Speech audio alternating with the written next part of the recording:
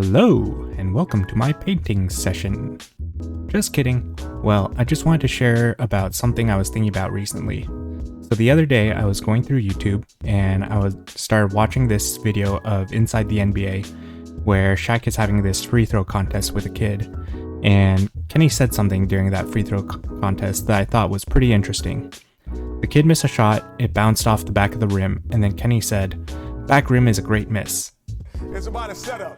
It's all about a setup. Back rim, hey, let me tell you this. Back rim is always a great shot. Yes, it is. Back rim's that's a great miss. Back rim's a great miss. See, because the next one always goes in.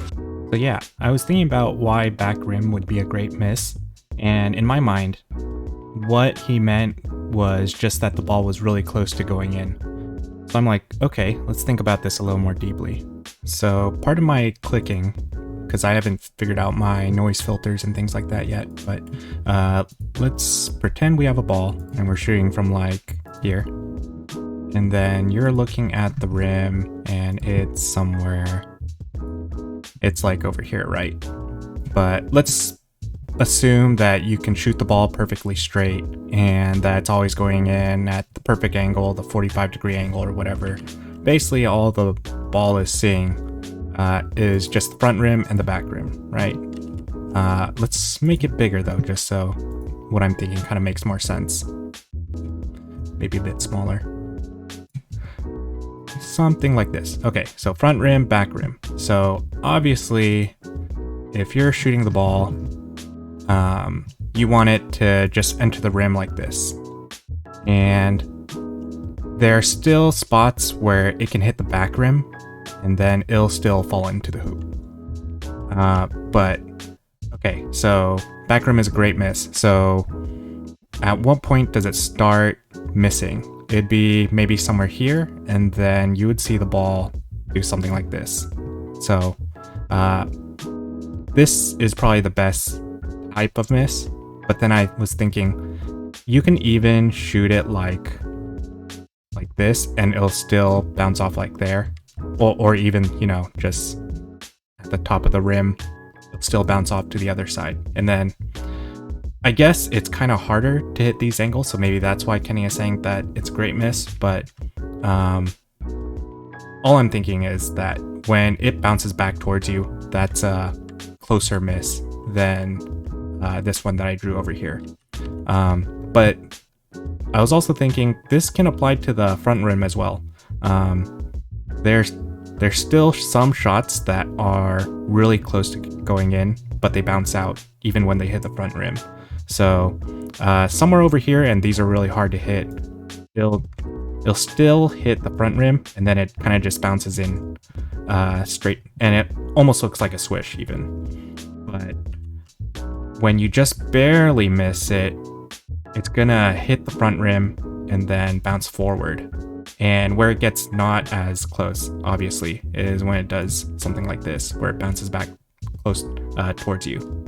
So yeah, I mean, this isn't that useful to know, but it was a new perspective, I guess, to kind of frame maybe this idea of close misses and far misses. So yeah, in this video, I wanted to track my progress, but also track close misses, which I'm gonna say are shots that either bounce off the front rim and keep moving forward, or shots that bounce off the back rim and then bounce back towards me. But everything else, you know, back rim going forward, front rim coming back towards you, those we're gonna call far misses. Okay, so for this video, I decided to just shoot 100 shots from the free throw line and record the result of every shot. Oh, and I'm also tracking what I'm calling lucky misses, which are what you saw in the first shot, which are basically just shots that bounce around before going in. You might be wondering why I'm not doing the 5 mid-range and 5 3-point shots anymore. There are a couple reasons. The first is that I decided to not practice threes for the time being. The current goal is to get to 70% makes on these mid-range shots before I move on to working on threes. The second reason is that I originally was working on a lot of form shooting, and the 5-on-5 idea was more to show off the progression on the form, rather than focusing on the result. At this point, it's not that I think my form is perfect, but the number of changes I'm making to my technique is drastically less than before. So now I'm focusing more on just getting more shots up and increasing my shot percentage, and I'll still make slight changes from time to time when I notice them. I will say that while editing this video, I noticed that I don't always flick my wrist all the way down, and I think that's partly what causes me to miss short so often. Before this, I already knew that my shots hit the front rim a lot, so I was trying to be conscious about my follow through and remembering to extend my arm all the way, but I guess in the process I ended up forgetting the wrist snap. Also, in general, I feel like there's something awkward about my shot, but I'm not exactly sure what it is. Part of me thinks that it might be my release timing, and another part of me thinks that it's my lack of a jump. I'm not too sure, but I'll be recording myself some more and experimenting with that in the future for sure. I also wanted to check on my arc and backspin.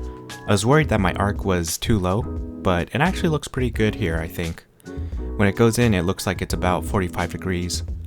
As for the backspin, it's a little hard to tell. I went through frame by frame, but because of the lighting on the ball, it's a little hard to see. But as far as I can tell, it looks like it's making about 1.5 rotations. I think in the future I might try to improve that, but I'm not going to worry about it for now. That's about all I wanted to comment on my form. Now here's the data I recorded for my 100 shots. And you can kind of look at this graph as sort of a heat map of where my shots are landing. So as I said earlier, a lot of my shots are falling short. More than twice as many shots fall short versus going long, in fact. So again, I think the key is remembering to follow through with my wrist.